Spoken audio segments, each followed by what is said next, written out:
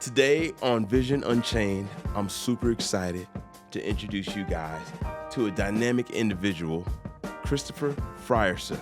He's joined our armed services and served in the Air Force.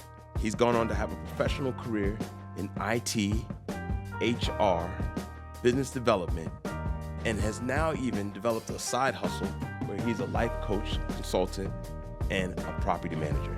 This guy touches so many things, and I can't wait to introduce you to him so you can learn more about how you can develop and change your outlook and increase your success in life.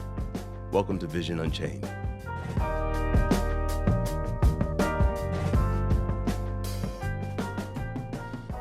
Christopher. Yes. Thank you so much for joining us today. My pleasure, on JQ. Vision Unchained. Absolutely. We are super excited to have someone of your caliber and breadth of experiences on the show. Yeah, I'm serious. I mean, come on. As was discussed in the intro, you're an IT specialist, doing HR, you're dabbling in real estate, and that's just your W-2 job.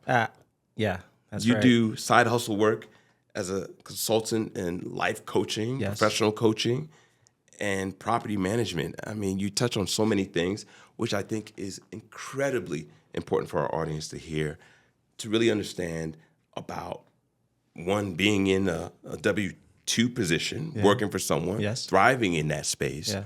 but also finding ways to do something on the side, complementary, Absolutely. and some ways uncorrelated. Life coaching is uncorrelated to the discipline of real estate, IT work, and here you are thriving. And so what I hope to be able to capture from someone as dynamic as yourself today is a bit of the story on how you were able to build this and build yourself to become this dynamic individual. So let's go back. Take me back in time when this kind of started for you. We're going way back. I mean, some of that's out of necessity, right? I mean, Denver's expensive. If you only have one revenue stream, you're falling behind probably. So I was thinking, like, watching all my people around me, like, what are they doing as inspiration? When I was growing up, inspiration was just having something that was settled, like secure, established, predictable. Our generation, I'm 45 years old. Back then, you just wanted stability. So we have different values these days. People are looking for, how do we break through, leave something that's more generational these days? And in order to do that, it can't be just your regular pension. My mom and my father come from very harsh means. My mother from the Philippines. She grew up in the jungle, literally sewing her home together. My father from the South in Tennessee, and the way he broke from his poverty was joining the military. So for them, they just had very different ideals, and they were equipped differently to kind of share with me how to move through life. So what they gave me was a great foundation. But what my father always said was, I want you to take what I can give you and run with it. I want my ceiling to be your floor. And what it took for me was, after that, to surround myself with people who are going to show me so much more. Yes, we can have stability and we can thrive, right? Christopher, this is fantastic. And you touched on so many great points there, but it sounds like you had a great foundation starting in the home for you. Yes. Not everyone's so blessed to have that, but it was one of your blessings. Preach, yes. And with that, from an early age, these values were instilled in you from even grade school, I take it? Absolutely. You know, I don't remember a time when my parents weren't trying to sow into me what the future is going to be. So the very typical path, I bet y'all already know what Filipino fields there are. They're going to end up doctors and nurses. At one point, we were the largest exporter of doctors and nurses, right behind India, throughout the world. So that was the plan that my mom had for me. My dad didn't have necessarily a plan, but he was like, here's a worldview. Here are some fundamentals that you're going to need to be successful in this world. So when it came to discipline, this man had it. He was institutionalized as an Air Force man. He was like, these are the building blocks that you need in life. So I knew from him, I was going to get what came from like the typical traditional ways to be all right. And from my mom, the world was her oyster. When the world you come from can be so small, every bigger city looks like a bigger opportunity. So from her to move from this province to the big city of Manila, to marrying my father and then coming to England and then the States, all she built into me was, there's so much more. Yes, and. So you were also maybe, from the sounds of it, a unique child in the sense that your parents went through a certain struggle. Yes. They shared with you their story of struggle. Yeah.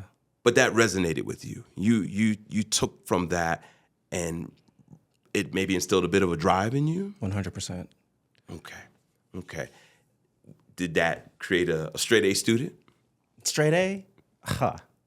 At times, no.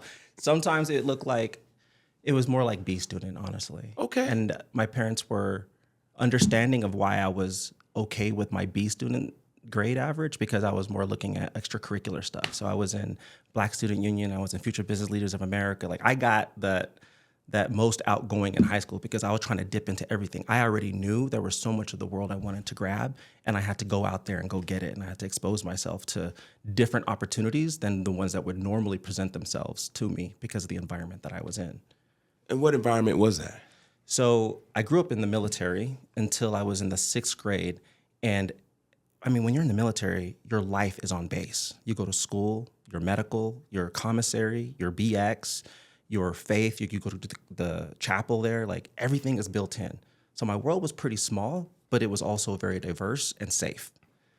And going from that structure to somewhere where I grew up in Victorville, California, in the high desert, to seeing where there's so much more enterprise outside. So LA looked like a metropolis to me. I was like, oh, I got to get out there, because Victorville is going to set me up only to a certain point, and I got to get out to actually explore more of the world.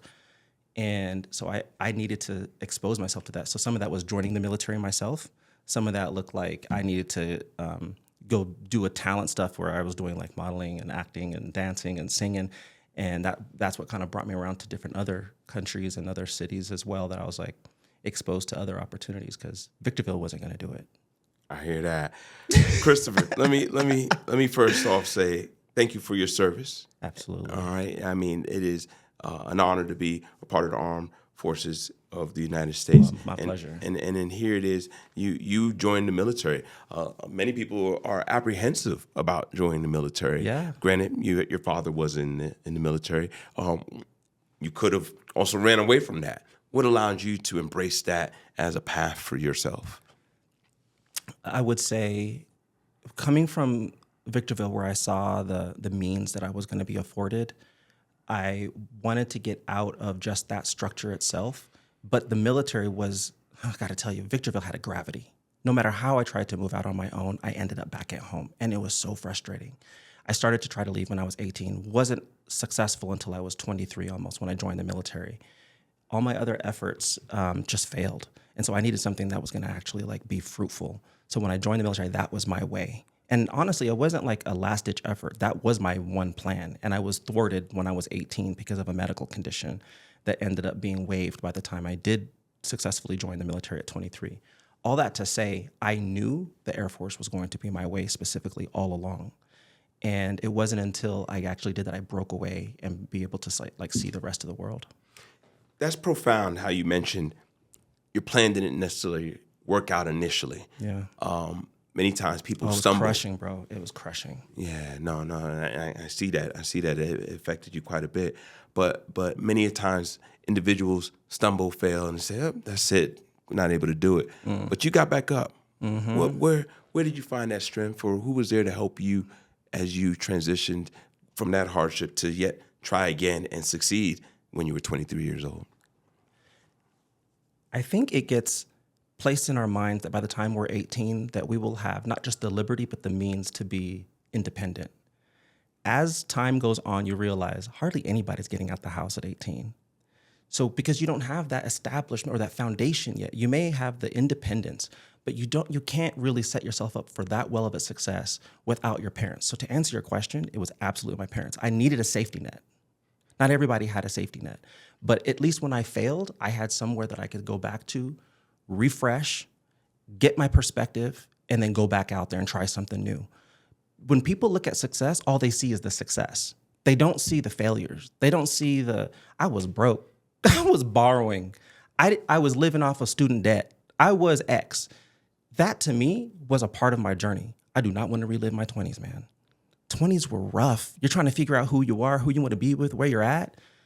No, I want to keep building. But sometimes you got to pay those dues hopefully you're doing it in measure. Hopefully you're doing it with wisdom, and that you have people around you who can be supportive. But absolutely my family, hands down. Sounds like you have an extraordinary family. If you were to advise others who also have an extraordinary family around them, but struggle to figure out how to engage them to support their endeavors, right? They're 18 years old. Mom or dad says, when you're 18, you're out the house. Were you doing something that allowed them, your family, to receive you? In other words, you could have been, for lack of better terms, a deadbeat son, not really doing anything, not showing a drive, and they're like, gosh, what are we going to do with this one? Versus maybe what did you do that allowed your family to say, we got you, and we're going to continue to support you because we maybe know you're going to do something with yourself? What were you doing to allow yourself to be received, again, by your family to continue to support you? And this is cathartic. You're bringing me back to a time where you don't look at it like appreciation. You look at it like, oh man, this is just failure. I'm back at home. But my family, what they did for me was so meaningful because I didn't have to overexert myself. I didn't have to overfunction. I just knew that I could be taken care of. My family,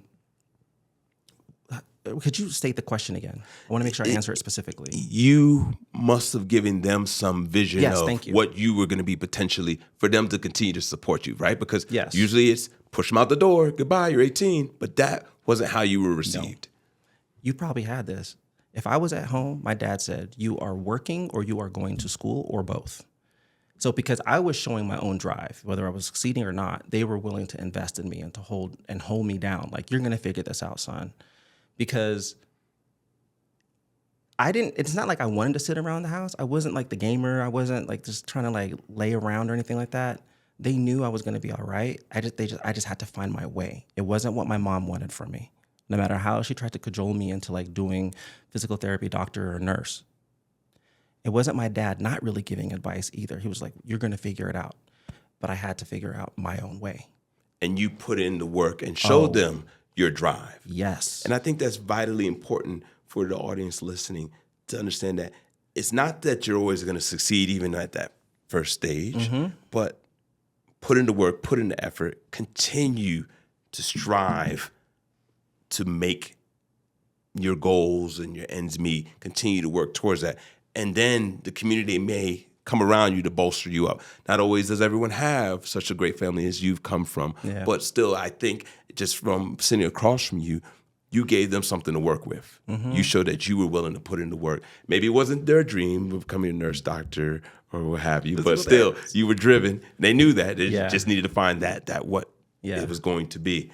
So you had this great military career. How long did you stay in the military? 5.5 years, and I did mostly IT, but I started off with doing an HR kind of role, and then that parlayed into global patient movement during the war. So you learned a lot of your skill set in the military that you then applied in the civilian world. Absolutely. You took advantage of the opportunity that was presented to you in the military. Yes, I did. You didn't just go in and say, let me get this paycheck and go back to your barracks and be done? No. Why not? Not at all. You know, because I consider myself a lifer in the military, I thought my plan would be to just retire. That's what I wanted for myself. And I was deployed. We're in Iraq, and I'm doing this patient move, which just means when someone's injured in theater, you're going to find them a place to go get the medical treatment by arranging aviation.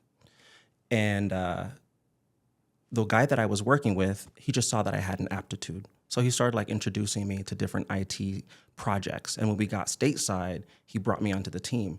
But at the time, I'm not technical, bro. What do you want to do with me? He was like, don't you want a career when you get out to fall back on? Don't you want to have something that in case it doesn't work out in the military that you could fall back on?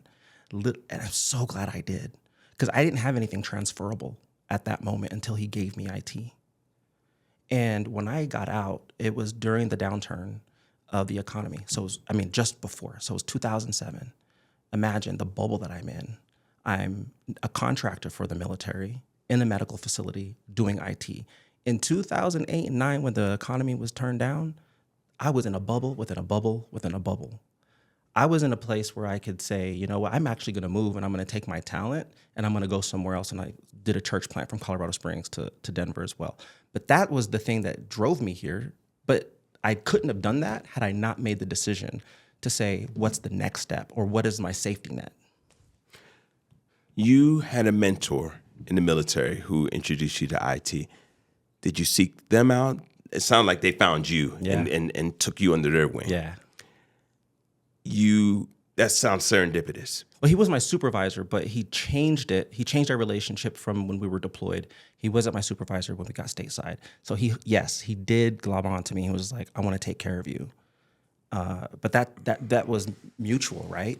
I had to want that. You had to want that. Very good. And you're a life coach, so you could maybe even speak to this. How important is mentorship in the way you developed and you think the youth should understand and utilize?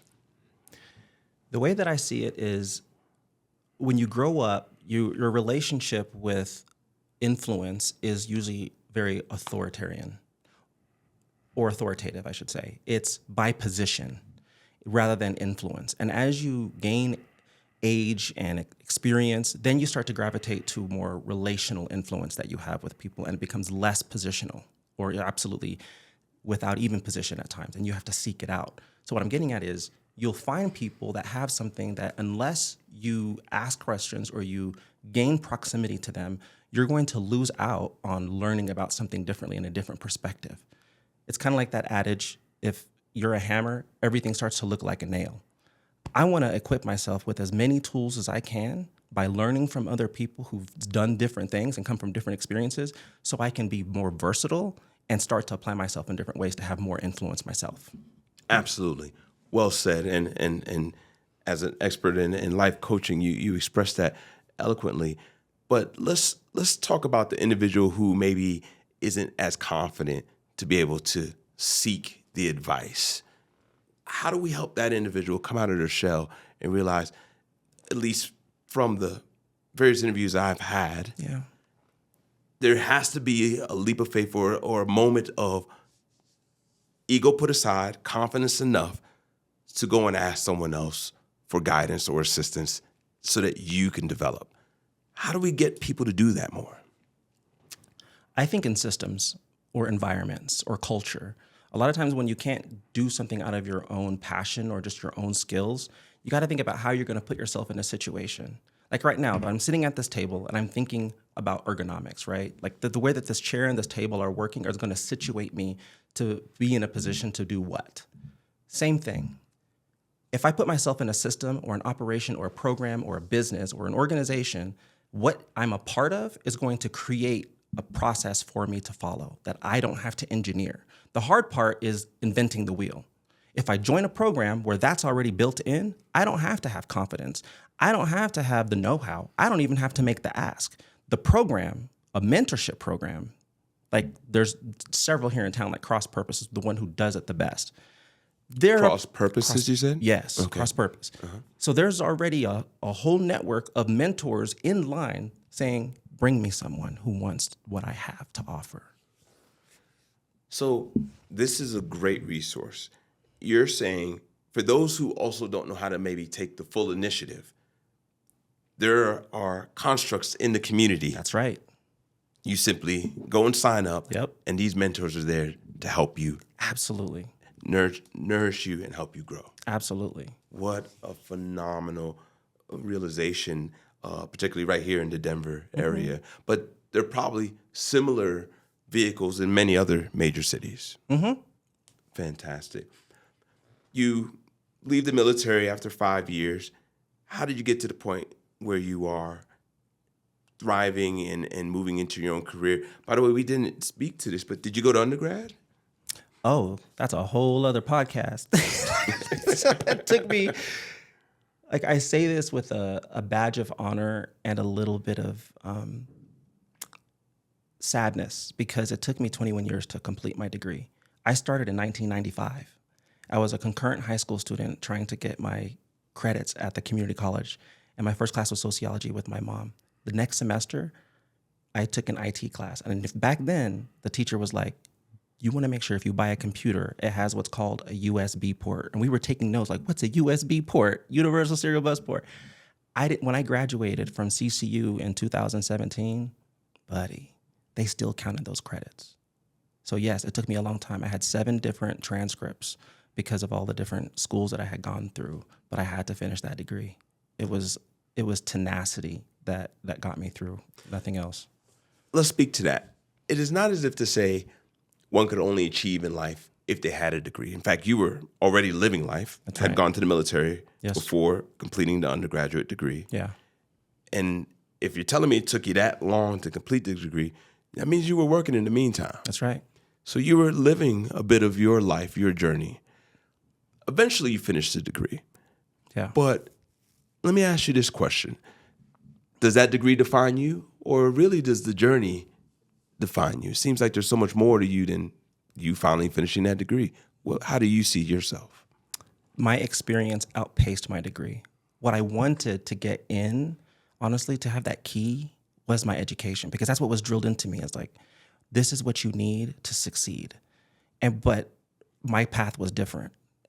No one was showing me how to do that until I got out in the world. Because when you go through your guidance counselors in high school, they show you the list of very routine courses to go through and paths of life. But as an artist, I grew up as a dancer. I wanted to do something different. I don't know if I was going to be a monk or I was going to be a backup dancer for Janet Jackson. I don't know, maybe both. I don't know, but I just knew it was going to be different than this well-worn path for me. So that's why I just went out into the world and I figured things out along the way, and I educated myself in the book of life and also different courses that I was taking about development. But my education definitely lagged, and it was more of an accomplishment of, and I would say it also edified me, but it wasn't something that created me. So the way that I see my education is it was the cherry on top. It wasn't the path that got me to where I was going. Very well said. And I think that's very, very critical to appreciate here, because not everyone is going to have the same path. No. And not everyone's success is measured the same way. I'm, first of all, proud of you for completing the degree. I feel like that's something you, from what you share with me, something you needed to do to feel like you've completed a process. Yeah. But in and of itself, that's not what all you are. No. And don't get me wrong, not that everyone that has a degree early on in life, that's all they are. They use that degree to get to their next stepping stones, but you experienced many things along your journey, completed your degree, but really, as we delve into your professional career, you learned what you needed in the military to do your professional career. Is that fair to say? 100%. Because actually, I didn't ask you this, but what was your degree in? I did it in organizational development. So it's like HR, but HR. something more so operational. you again built upon something you had already learned in the military. Yes, that's right. Fantastic. So I applaud that, but I again emphasize, I think it's important that the audience recognize it doesn't have to be a straight path, because here it is when someone meets you today and sees this 45-year-old gentleman who is successful in his endeavors, they might think, once again, he's figured it all out because the rest of us can't do what he did. You didn't do it straight, as one might think traditionally it must be done. Mm-hmm. No, that is not the way it has to be. So kudos to you. You then finish your degree and you move into your professional career. How did you find this job and this opportunity to bring so many of your talents under one roof, even as a W-2? Because that also is a situation where people are multi-talented, but they can't find work in their fields. I mean, here it is, you're doing it. This I was definitely fortunate in, because I would say for the last 3 jobs, I wasn't hired because of what I can do only. It was because of who I am and what I can do. So the purpose of networking isn't necessarily to just say, how do I expand my network or how do I meet interesting people? The power of networking is making sure that you're getting around people who have something for you and that you have for them. It's mutual. They want to network there too. We have different skills that we're borrowing from each other and experiences as well. So when I would say what they were hiring was me and my trades and gifts and talents as well. But what it took was me being in an environment where people wanted that. they hired me as an IT technician at this software as a service company called ReturnPath. Amazing company. So avant-garde because they were doing things that people now look back and they're like, I can't believe they were doing that in the tech world. Absolutely. So when even the interview process, the IT manager asked me, what do you want to do in 5 years? I know the answer is I want to specialize or I want to be an IT manager like you. I want your job. I was like, I'm going to cut through all this. I said, I can fix things, but what I want to do is develop people and teams and leaders and organizations to be successful. So I'll do this, but know that I have another angle when I get in this company. And he hired me. And it wasn't a joke. I looked at him, I was like, the joke is on you because I'm out. You know I'm out. You already hired me and I'm already talking about leaving this job. But he was thinking so much more holistically about the organization than just what service I could provide to him. He knew that ReturnPath in general would be better if I was doing what was in my heart, what I was truly gifted and educated to do. So within 6 months, he partnered me with a couple of mentors on the HR team, and they gave me this onboarding job, and it was a whole new world for me. And after that, the next leader that came in said, what do you want to do? And buddy, it was like giving me that lamp, and I was Aladdin. I was like, this is what I want. This is my opportunity. You're asking me? All right, I want to do HR business partner work. I want to do diversity, equity, inclusion. I want to do leadership development and training. And I want to do all the HR policy kind of work as well. And from there, I rounded out. Now I'm in different tables. I'm helping leaders. I'm creating curriculum. Now I get to say what is the course of a company as an HR business partner as well. Now I have something that is really valuable to not just this organization, but others as well. So then the next role that I get into was right as COVID was popping off. So at the church, they wanted someone who can do pastoral counseling. They wanted someone who can do operations and to do HR as well. So they hired me, not just what I can do. They knew that I was going to fill this role and do more with it than they could imagine. So now I'm asked twice now, what do you want to do? The third one, I wasn't even considering myself an executive. I was happy where I was and the trajectory that I already had, but I was noticing that other executives were trying to poach me into other executive roles. And I started to pay attention to that. And I'm talking to wife and I was like, what is this? And she said, you should probably follow this. And as I started to like pull at that thread, I was understanding that my estimation of my worth and my value, even if it was somewhat like healthy, there was other space for me to move into. And I just had to embrace that because I always felt like I was that little boy in his daddy's clothes, you know, just flopping around with my little imposter syndrome, realizing, no, people want you to have a seat at this table. All you got to do is just sit down, Christopher, sit down. Christopher, you brought up so many great points. Some that I'm not even sure the audience would understand: imposter syndrome and figuring out that you had a worth. Great, phenomenal. Let's dissect that a little bit here. When you started to realize other people were calling on your talents, and that you weren't a false or imposter in the situation, you were worthy of this attention and these accolades. You also sound like you had a resource. Now, did I hear a wife? You mentioned, yes, that's my wife, and who was also supportive, a resource outside of the workspace for you to communicate with. Yes. So you took advantage of that. Yeah. You started to recognize your own worth. Yeah. And you had confidence in yourself. That's profound and necessary.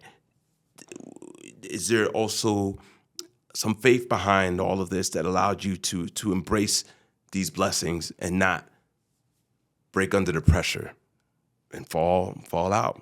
I can't do this. It's not me. But you kept going. How? How'd you find that strength that I'm worthy of this and I'm going to run with this? So when I take the Gallup's test, and it tells me that one of my top strengths is responsibility. And the part of that responsibility that stuck out to me was the part that says that where I am and what I do is an extension of me. That's why everything comes down to purpose. If I can attach what I do in the world to purpose, I can conquer anything. But if I don't have that, I can't even get started. I need to just interject. God bless it. All right, keep going. Yes. We're not going anywhere without that. I have no engine for it. So to think about a world, honestly, I didn't have any passion for IT, but to think about doing that for the rest of my life, I was like, there's got to be so much more. And it took people like my wife who would sow seeds of truth constantly into me to say, you can do this, even when I didn't believe it. Every little thing came so difficult for me. But there's a tenet that comes with the definition of imposter syndrome. It's that you actually are credible. It's actually that you are capable. You just don't have the confidence that you can do it. But if you understand that you can actually do it, by definition, you just may not feel it, then you just put yourself in there and you're doing it. I don't have to feel it. I just can do it. Completely game changer. That is a take-home diamond, as I like to say. That pearl of wisdom right there. Even if you can't feel it to your words, but you can do it. You can continue on. Yeah. Continue to strive. Is that? Yes, 100%. That is fantastic, and I think that was a worthy, an excellent point that I want our listeners really to latch on to. And then you mentioned having the superpower, and as you did that personality, it was a personality test, or yeah, it's Gallup Strengths Finder. Yes, and recognizing your superpowers and working with that. Something else that I think I've observed just in talking with you here today, another superpower that I'd like you to speak on is the networking, having the courage to network.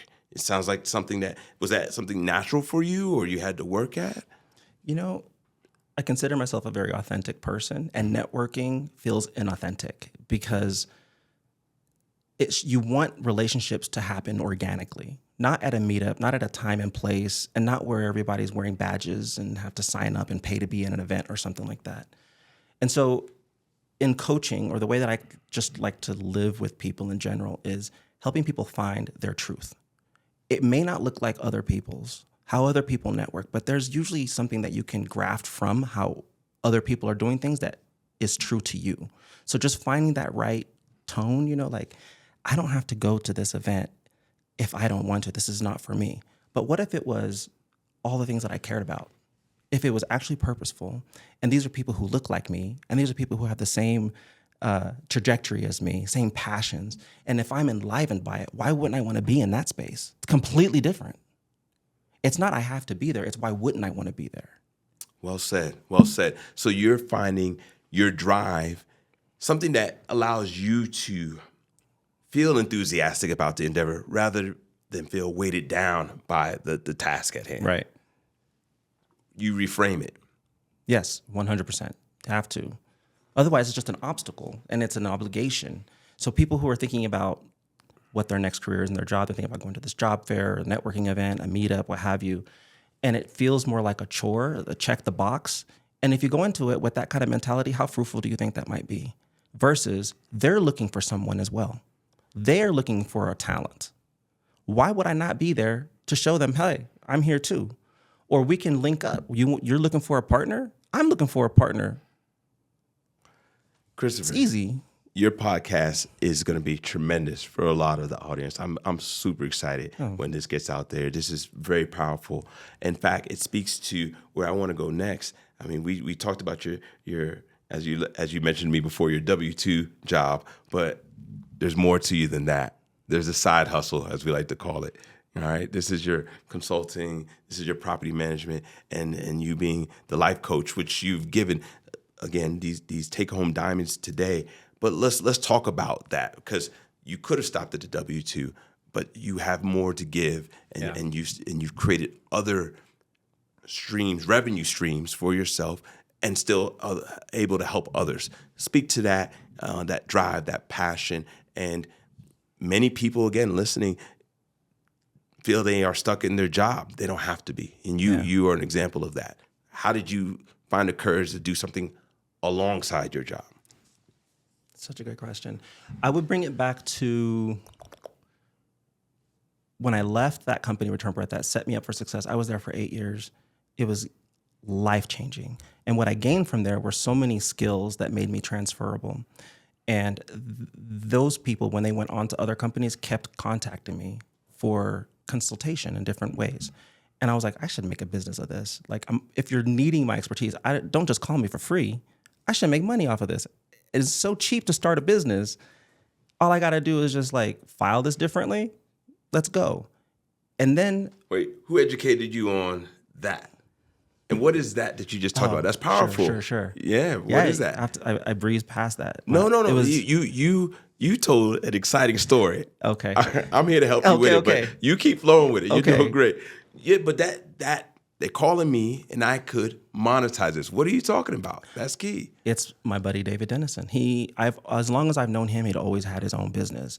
And I've respected this man, like, for his faith, for his like ability to like see things in me and call them out. And when it came to business, he's the guy I knew that knew how to like be the tip of the spear and how to get things done.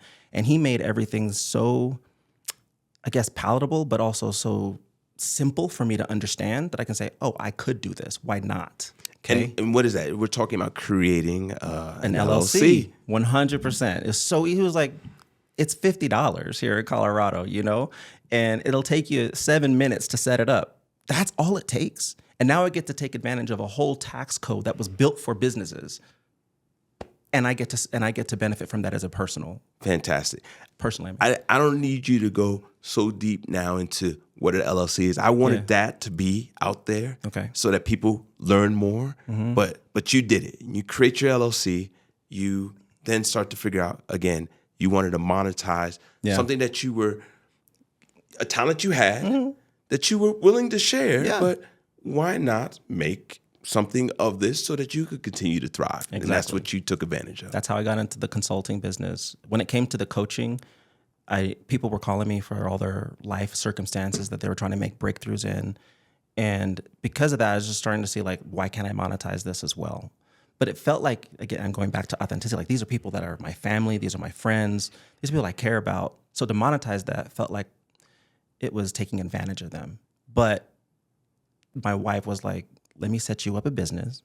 So it was my Father's Day gift a few years ago. She took care of that. She bought me a website. She got me a designer.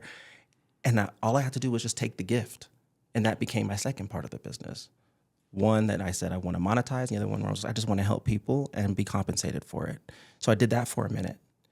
And throughout that, my wife and I also were really good friends with someone who, this is a little tender to talk about because he just died about a month and a half ago, but our involvement with him, and because he had grown up in a dynasty in real estate, he was our mentor in getting into real estate as well. And I mean, that was foreign to us. I bought a home before, but to think about going into debt to buy something that would only make me more in debt felt dangerous. It didn't feel like I was investing. It felt like I was trying so hard all of my life, sort of not all of my life, but so much of my life to get out of debt. Now you're talking about buying multiple homes and going more into debt. How is that a good thing? But because of my limited understanding of investing, I just thought of it as debt rather than leveraging other people's money so that I can have passive income, so I can have more time with my family to do what I want, so I can have the retire early and do the things that I want in life. Let's rewind it. Let's okay. rewind it. I love it. I do. love it. You are describing what it is to get into real estate, and you got past the mindset of, I'm just getting into more debt. Yes. How did you do that? How did you get past that? Because a lot of people think that. Mm-hmm. What was the turning point? What was the, if you understand this, you'll see it differently. What is that message? You know, I had so much emotion attached to money. Mm-hmm. And many people in our community do. Yes, absolutely. Because there are symbols. It's scarce. There's a scarcity issue there. Yes. There's not a lot of money. Yes. People living paycheck to paycheck. Yes. How'd you get over that hump? I had to think, I had to have a healing with relationship to money. My wife and I did. When we got married, we had some $40,000 in debt. And we gamified what that would look like to be debt-free. And I had been amassing all these credit cards that I had started when I was 18 on my own. But my mom had me a merchant card from JCPenney when I was 16. So I only know having debt in the name of trying to like build credit. But when you amass that much kind of debt, it's crushing when you don't have the income to support it. I used to wake up in cold sweats. Oh my. Cold sweat, like, how am I gonna pay this minimum balance? The minimum balance. Oh my. So my relationship with money was suffering. So when I went through healing, then money became numbers. So when you're talking about that flip is, how do I take money that I can borrow at one rate and make more money at a higher rate. It's not emotional. It's just math. Why would I not ever do that? So even when I'm paying for things on a home, like the repairs or something like that, I can't even compare that to the amount of money that I'm gaining in equity. Okay, the money is there. All I have to do is just understand how to use it. Fantastic. I can't express to you how important what you just shared today is going to be for others to really change their relationship with money and begin to look at how they can invest it, whether it be in real estate or any other endeavors that they can invest in and create passive income. We may have to have another podcast just on that. That's fantastic. Yeah. So you mentioned something else too that I think is we need to reflect upon. With your consulting and your life coach, you didn't want to feel like you were taking advantage of your loved ones, your friends, people who you might know. A lot of people struggle with that. They don't know or feel they can monetize what they have. In fact, let's just call it a gift. Yes. I'll call it that. Yes. God's given you a gift to be able to communicate certain things and empower others by with your message. And you might say, I'm not comfortable monetizing that. What you mentioned, your wife did something for you to kind of create this side business, but yet you did find yourself able to transition and say, I need to charge for this. I think that's important. I think people need to be able to embrace that. Mm-hmm. What in your heart really allowed you to still do that? Give people what you have to offer, but monetize it. Because that becomes an internal conversation. Yes. It went back to what would be my truth, okay? The truth is that gift has a value. How it's valued is set by me in relation to the market that there is that would buy or pay for that or utilize it. Obviously, there's value to it because people are coming to me. They're following the advice, and what are they doing with it? They're making money off of it. Facts. Facts. If they're going to make money off of it, what am I going to do? Why would I give that away for free? I should get a commission or I should get paid a due fee for being able to set you up for success. So if I give it out for free, then I can't be mad about it. Okay. So what happens when your cousin comes and says, well, we cousins, we blood. Put me on. I mean, I don't need to pay you. Put me on. Yeah. What do you say? I love that question because there's so many ways I can play with that. Like the brainstorming in me goes to what can we barter, okay? Or if this, then that. If you reach this amount of success, or at a certain point when you get your first paycheck, what does this seed of investment into your organization look like for me as well? Or this will last even a year. Like I'm willing to do this for you because I want to see you successful. But after that, I get something in return as well. But there's just a partnership there. When people are coming to you for something, it's not because they just want to take. They also want to give back. Hopefully, that's the kind of people I like to do business with, at least. So if it's mutual and it's reciprocal, then it doesn't feel like you're taking from them. It's shared. That's partnership. I think that's absolutely beautiful, and it speaks to the quality of the person that you are, and that you aren't trying to be overly rigid and overly greedy in wealth generation. You're willing to be dynamic in the ways of trying to help build with others. Sure, you recognize your value, but hey, listen, if you also think I'm this valuable, you want to keep me thriving as much as I want to keep you thriving. Right. Let it be a partnership and we all succeed together. And if you come with that mindset, you can get creative on how you can still help others who may not have the means maybe immediately. That's right. Fantastic. I certainly admire that. And I love that you've been able to discover that and still live your truth, and that you want to help and provide guidance to help people grow, but then also still be able to benefit from that gift. That's right. Fantastic. One of the things I like to ask people who come on the show, if you had a daily mantra or a message that popped up on your iPhone screen to remind you of something, what would that message be that you would want to see or share with others on a daily basis? I would say off the menu. The reason why I say off the menu is in life, you're going to get a menu of things to choose from. And likely you're looking for something else than what comes on the menu, like when you're at a restaurant. And you have to have... I laugh because I'm always ordering things off the menu. So, my man, I need to figure this out. Where are you about to go with this? All right, go ahead. There's a gift in that, because what you're doing is you're trying to find your way, your truth, what you want. You're advocating for it. You know you better than anybody else. And if the menu that is presented to you isn't something that you're going to want to pay for and you're not going to be satisfied with, why would you order off of that? So I always ask, can I do this? And you know what? 99% of the time, people are obliging. Facts. Yeah. So why not the ask? truth. Just ask. So in this life, it is a lot of times about, hey, what is your truth? What is your desire? Yeah. And inquire. Be curious, as one of my other guests said here on the show. Stay curious. Okay. And I see that's something that resonates with you as well. Because it's one of the tenets of having an open mindset. If who we are is already baked in and we're done for, I'm not going to go through life very movable. It's going to be rigid, like you said before. So I have to look for ways to adapt to the environment, or for the environment to adapt to me. I would rather I find an environment that is conducive for both of us to thrive in, actually. It's not an either or. So I'm a both and kind of guy. And that curiosity finds me in places where I'm like, I'm so glad I explored this. Fantastic. What if I ordered off the menu? Fantastic. I love it. I keep mentioning to others, we may have to put a few things on T-shirts. We may have to put this, Hashtag that. Yeah, hashtag on order off the menu.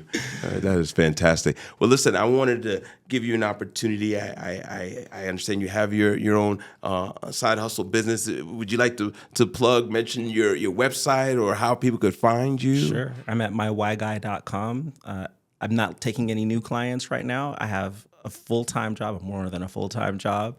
But if anyone is interested in necessarily like just talking and getting started, or just getting past an obstacle that they're at right now, I'm happy to help. Happy to. I want to see people successful. That's the success that I know that's what I feel is success for me, is seeing other people successful. God bless it. God bless it. Amen. Well, listen, I wish you continued success in your endeavors. Stay bright, strong, and continue to thrive. And as I mentioned, if we ever do a real estate investment podcast, I know I have to get you back on that well. Fantastic. Hey, it's a pleasure. It was great speaking with you today. Likewise. Thanks for taking the time. Likewise. All right.